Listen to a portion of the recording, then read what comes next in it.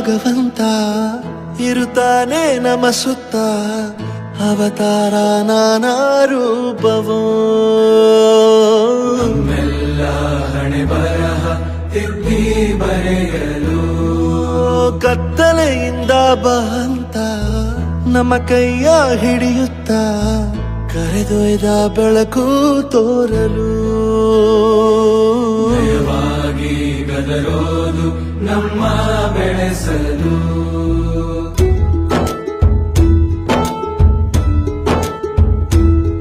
ಭಾಷೆ ಅಮೃತ ಕುಡಿಸೋ ತಾಯಾಗಿ ಭಾಷೆ ಅಮೃತ ಕುಡಿಸೋ ತಾಯಾಗಿ ಭವಿಷ್ಯ ಬರೆವಂತ ತಂದೇನೋ ಆಗಿ